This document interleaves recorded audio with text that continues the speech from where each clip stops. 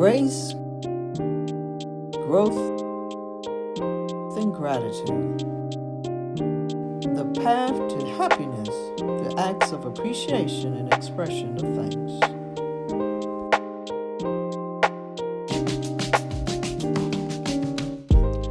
Hi, welcome to Grace, Growth, and Gratitude. My name is Kenya Vance, and I am your host today. And I am here with Dr. Blair Hayes. Hi, Blair, how are you? I'm great, Kenya. Good to see you again. Good to see you as well. Thank you for coming back here with us today. And we are going to discuss gratitude today. Right. Now, this is our second show.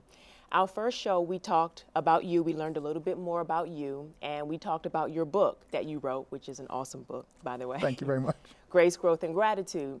And we talked briefly about thinking out loud. But on this show, we want to talk more about thinking out loud, Right. and specifically gratitude. Now, gratitude is a somewhat big word, powerful word, has a lot of meaning, has a lot of effects. And so I'm glad we have you here today to discuss that with us. Yeah. So we're going to start off by talking about the power of gratitude.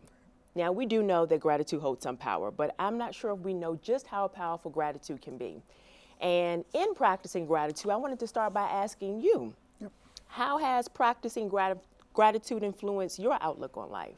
Yeah, thank you for that question. It's something that I've been thinking about a lot over the past 3 years since I've really dove in feet first to my journey of gratitude, started thinking about what really is gratitude and defining it for myself and trying to share it with others. But what I've found in the past 3 years is that the more I think about gratitude and read about it and research it, I found myself more centered, more grounded, more present day to day, because I think it allows me to really hone in on those little things that sometimes we take for granted, and to really be grateful for those, and obviously not ignoring the challenges that still occur, but just being able to be grateful for so much of the things that sometimes we take for granted, and just passively see them, where you really want to be active and really want to make sure that you are seeking out those things and not just letting them pass by you. And so the more that I've done that, the more I've really found that I've been connected not just to myself and my own feelings, but to the people around me and the community, and allowing myself to have these conversations, which is still connecting to people and to viewers as well. So it's really been a fun journey, and I think I'm still just beginning. Yeah, awesome. And just piggybacking on what you were just saying, you did mention passive and active gratitude. Right. And so I want to talk a little bit more about that. What's the difference between passive and active gratitude?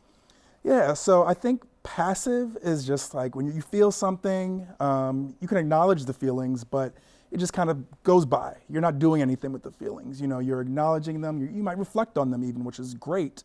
But I think true gratitude is when you are taking an action based on the gratitude you're feeling, and that's the active piece. And so, you know, if you do a favor for me, or, you know, after this TV show today that we do, it's great that I feel thankful that you're sitting here with me.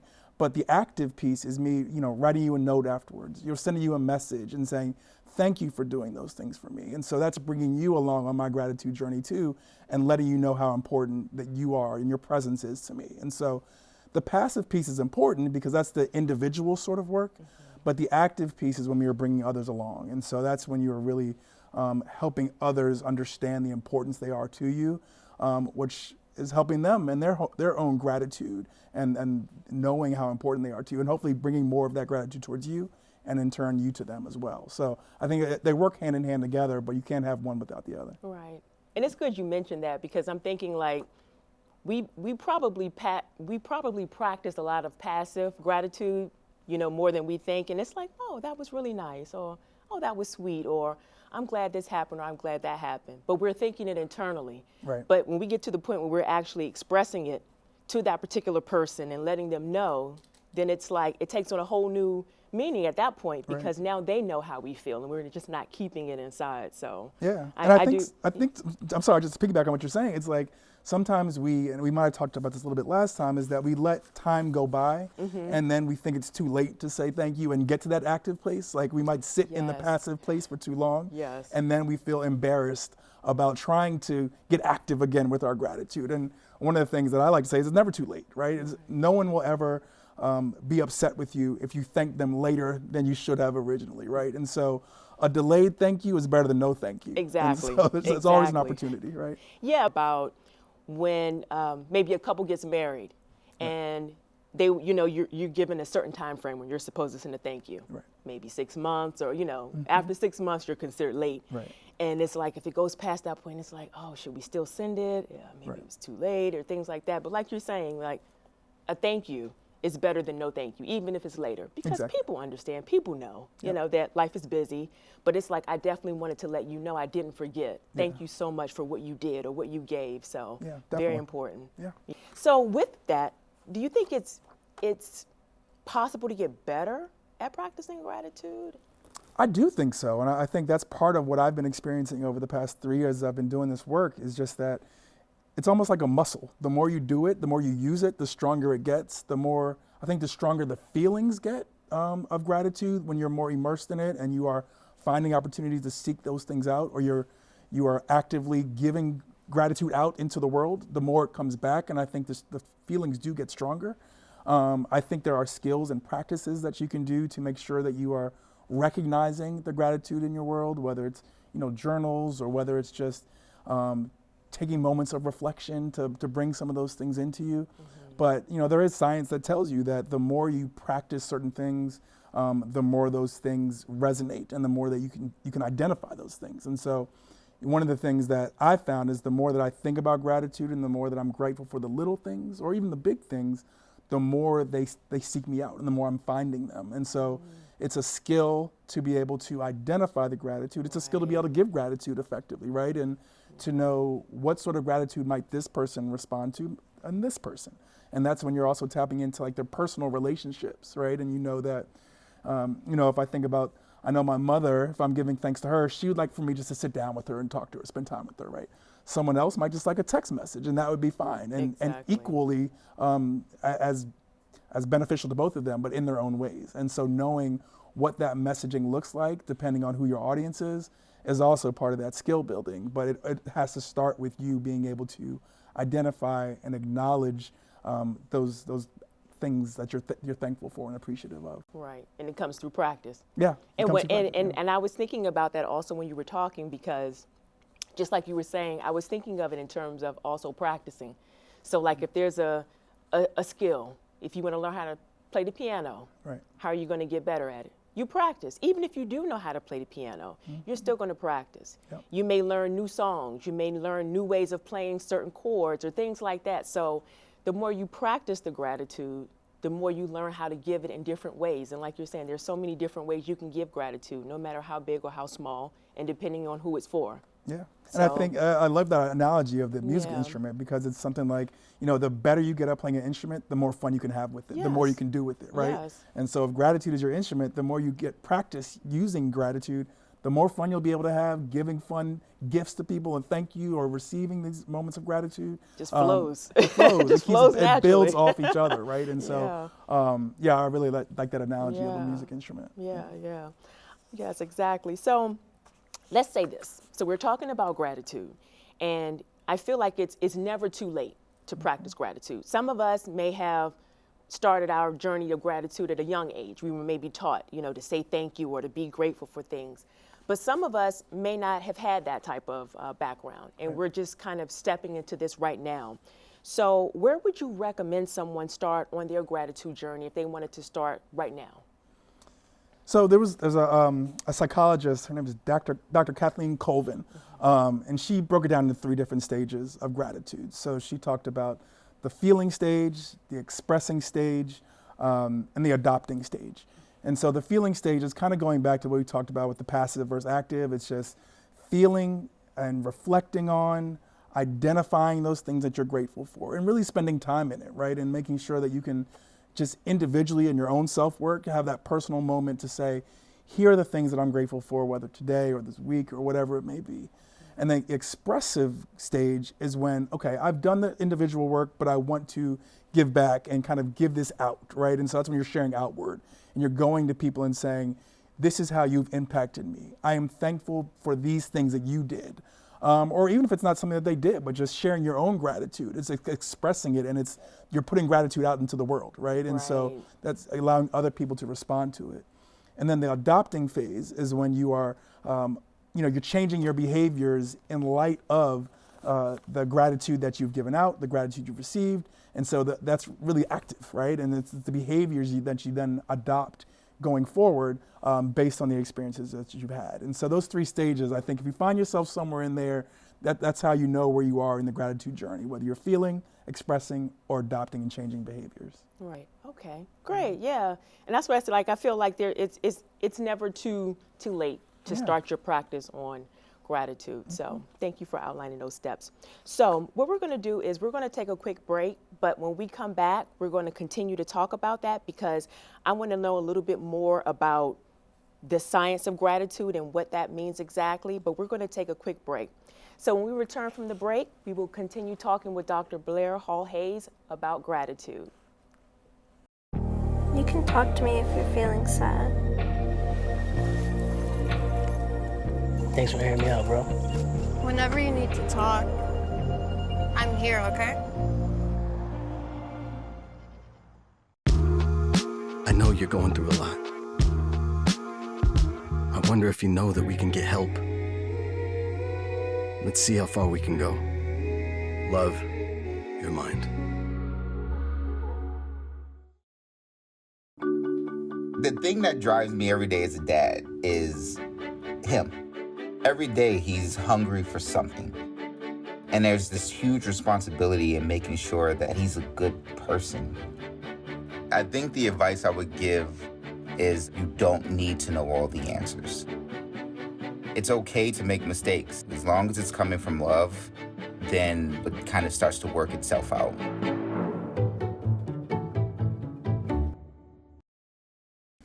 Thinking out loud. Huh? Thinking out loud. Thinking out loud. Thinking out loud. Grace, growth, and gratitude. I get it. Thinking out loud. Grace, growth, and gratitude.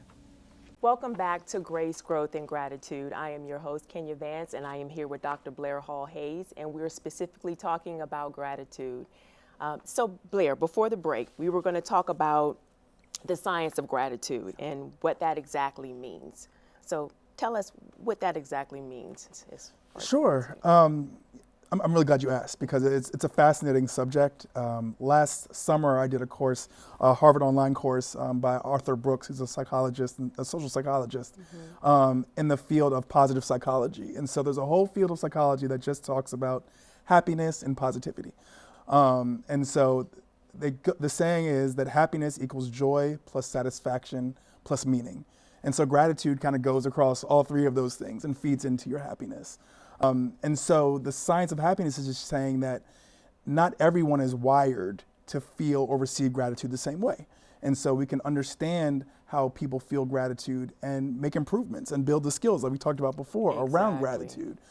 Some people are naturally happy people, right? We know people like that. And there's some people who are just naturally, I don't want to say unhappy, but not as happy as others, right? And so gratitude fits in that same pocket where some people easily find gratitude around them and respond to it and adopt it and give it out. Others not so much, right? And so it was interesting to think about why is that the case? One of the studies that was part of this course that I took, it talked about there was a study where one group of people wrote down 10 things they were happy about every week. The other group of people wrote 10 things that they were unhappy about or just felt neutral about every week. Okay. Over the course of 10 weeks, the group that wrote about things that they were happy about or felt grateful for, they had greater satisfaction and felt better about the world around them. And you can see where I'm going. Exactly. The other group, after writing about things that they were unhappy about or felt neutral about for 10 weeks, felt less satisfaction in the world around them and in their lives, right? And so what that tells me is that if you think about these things and you're focusing on gratitude, those are the things that are going to help us feel better and help us get to a more positive place. And so there's some science to back it up. And so, so there's this study of happiness and positivity.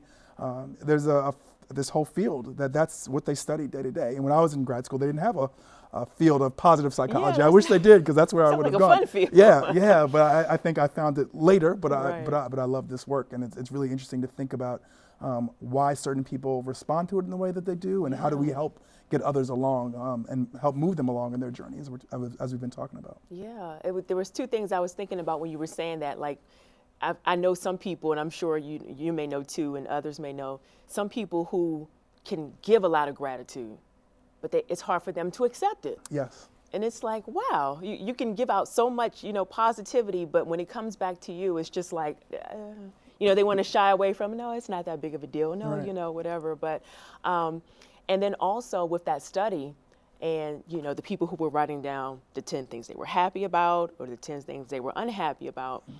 And I feel like naturally, it's probably easier for people to write a whole list of things that they're Right. unhappy about. You can go on, Yep. page after page after page. But when you say, give me specifically, at least, let's say 10 things that you're happy about, Right. it kind of forces you to stop and think like, wait a minute. Okay, yeah, I am happy about this, or I am happy Right. about that. I think naturally it's just like, this got on my nerves, or this was Right, that. So I do like that study. Thanks for speaking on that. And now I want to know about, as far as gratitude is concerned, do you have a specific example of a challenging situation in which gratitude helped you to navigate? Sure. Yeah. There was a time a couple years back, actually a few years back now, because it was before I really dove so deeply into this study of gratitude, that my family and I were preparing for a trip to Mexico. And so it's my wife Serena, my sons Alice and Cyrus, and this was going to be their first international trip. They didn't have passports, and this was during COVID, where it was kind of difficult coming out of COVID to get passports. And so we put in the request. We said, we're going to Mexico, we're going to see our cousins, everyone's excited. But the closer the trip gets, the more we start getting nervous, because these passports have not arrived yet. All right. So it's a week prior. You know me. I'm a pretty positive person, so I know it's coming any day. Don't worry about it. Days keep going. It has not. They still haven't showed up. The day before, they still have not arrived. Post office says they're coming. At this point, we start thinking about, are we gonna have to scratch this trip? So the morning of the trip, they still have not come. So I go to the post office, trying to get someone to pay some attention to me, because it was very, very hard to get someone's attention. I'm standing outside of the gate, not getting much of a response, and someone who works there, a postal worker, sees me probably stressed at this time. My happiness is kind of, I've shed the happiness, now I'm in slowly stress. draining. Right, exactly. And so he sees me and says, can I help you? I said, I've been trying to get this package. They said it's here in this distribution center, but no one's answering the door. He says, well, you know what? I can go look. They're not going to let you in because you're a civilian, right? He comes back out. He says, it's not here, but you could go to this location and try to find it. He took my number. And so I said, thank you. I was very grateful for him because he was his day was over. Right. But he went back inside and just inquired about this because he saw the state I was in. So he came back out. He gave me a location to try, and he took my number. So I went to this other location, the other post office. They said, it's not here. If it's not here, it's not going to be here today. So sorry, basically. Not as nice as he was. Right, exactly right. So I leave, Okay. and so I go home, tell my wife, tell the kids, we don't have these passports. I don't know if this is going to work. Our flight's in a few hours, probably more than a few hours, because we still have time to make it. So at this time, I take the dog for a walk, try to decompress a bit, and BB was his name, the postal worker. He calls me. He says, how's it going? And I said, I really appreciate you reaching back, but it's not going to happen today. I already told my wife that we could probably stop packing. Don't worry about it. He said, stop what you're doing. I'm going to drive to the post office and see what I can find out. Again, I expressed all the gratitude I could, because even though I wasn't hopeful anymore this was going to happen, I was just really appreciative of his efforts. Yeah. So walked the dog, still nothing has happened. And as I walked back from a long walk with the dog, I'm walking down the street and BB says, where are you? And I said, I'm just going home. We're just going to figure out something else to do for fun with the kids today. And I see a big post office truck driving down the street, and BB is waving an envelope in his hands. And he says, here you go, go make that flight. And so I tried to thank him. I said, what can I get for you? He said, nothing, just go to Mexico and have a great time. And so it was those small moments of gratitude that I wasn't expecting anything, right? Exactly. It was just, I was so thankful that someone else was seeing me, trying to help me, and I was able to express my thanks to him each step along the way, and ultimately resulted in something really positive. But that story and that memory has never left me. And so that's one of those moments where I was able to tap into the gratitude, where I could have been more upset that I was not going to Mexico, but I was really thankful that this person went out of their way to help me and see me, and just because he wanted us to be in a better place. Wow. That literally sounds like something from a movie. I know, right? You know, like, wait. Oh my gosh, that is awesome. Yeah, it was and you great. know what, that's also like, and I'm not sure how old the boys were at that point, so, but that's also like a teachable moment, even for the kids, Right. even for them to see something like this, like see what having gratitude, and even in the midst of that, Right. I know there were times when it seemed like this probably isn't going to happen, Right. but just for the most part, maintaining that positive attitude, being very gracious and grateful to BB for, what he was able to help you with at that time, and then look what happened as a Yeah. result. Wow. Yeah, I was stuck the same way when Yeah, it it's happened. like, I couldn't believe it. Well, I want to just touch very, very briefly on this because, and I don't want to take too much time, but I remember on the first show, we were talking about some of your affirmations, and you were saying, what is meant for me won't miss me. And so in your story about gratitude, I had a story too. It was very brief, but it was more so for my daughter, but she's a junior in high school. Right. And they have a summer program. And so she signed up for the summer program, basically based upon your interests, match you with hosts, and they volunteer for the summer. And the kids get to learn more about what they're interested in. And it's a very great program. So if you're interested in being a nurse, you get to be like in a hospital setting, work along a host, and at the very end, you get a stipend and things like that, and it helps you to determine, hey, do I really still want to be a nurse, or am I interested in this? Long story short, I signed my daughter up for it, and then it got close to the time, and we got a letter saying that they weren't able to place her. Called and said, oh man, what happened? And I was speaking to the lady. She sounded obviously frazzled. She said, we had like an overwhelming number of applicants. Right. We just didn't have enough hosts. And so when she was talking, and I started by saying, I know this has been overwhelming for you. I just want to thank you for all of your hard work. I appreciate everything that you've done just to even try to place her. But even in saying that, I didn't know it was planting a seed. Right. And from that point, when I tell you this woman worked tirelessly to try to find something for my daughter, and she said, I'll tell you what, give me a call back in a couple of weeks. Right. Call back in a couple of weeks. She remembered me immediately. And I think it was because of our long conversation and how gracious I was to her. Right. Turns out at that particular time, she said, we have an opening. Is this location near you? It was about 15, 20 minutes away from me. She said, we have one opening. I'm going to put your daughter there if you think she'll be interested. Absolutely. Right. And so I couldn't thank this woman enough. I made sure to send her a long email just to let her know how thankful I am, and that my daughter ended up loving it, loving her summer position. And so just something like that, expressing that gratitude, was able to get my daughter her summer program. Right. But also I wanted to briefly just also talk about gratitude and health. Yeah. And how does gratitude contribute to improved health? Yeah, so there's been a lot of studies on this as well, as you can imagine. And one of the things that I think is really helpful for people to think about, there was a study written by the American Heart Association. And so they used this acronym HEART. So health, eating, activity, relationship, time, heart, right? Health, what have I done for my body today? Have I given thanks for my body today? Eat, how did I nourish my body today? Activities, what have I done that I enjoyed today? Relationships, how have I made connections to the people around me today? And time, am I present? Am I in the moment? And so I think as we ask ourselves all those questions, one, that helps us to make sure that we are thinking about how we're taking care of ourselves and giving thanks for, wherever we are in our health journey, right? I mean, we all might have things that we are trying to do or ailments that we're trying to get over. But those are questions to ask. there's so much in Yeah. dealing with gratitude, and we can go on and on. And actually, we're actually running low on Yeah. time, so we're going to have to pick this up at a later time.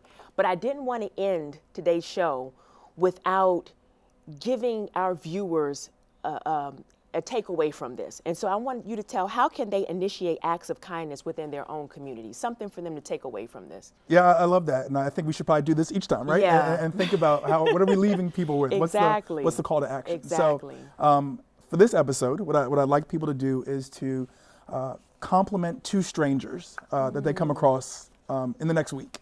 Whoever it might be, find that. a way just to compliment 2 strangers. And then, hopefully they can let us know how it feels. But that's a great way just to step outside ourselves, step outside of our comfort zone a little bit, and make someone else feel good. I love that. Yeah. Okay, so we have our call to action, Yeah. compliment 2 strangers, and I'm definitely going to do it as well. We're out of time for today's show, but thank you so much, Blair, Thank for you. being here with us again. And thank you all for joining us on Grace, Growth, and Gratitude. If you'd like to share your story, or if you have any questions about this show or interest in his book, please email us at thankyou@thankingoutloud.com and send us your information. We're also located on Facebook at Thanking Out Loud and Instagram at thanking_out_loud. Thank you for joining us today, and remember, think out loud. Bye-bye.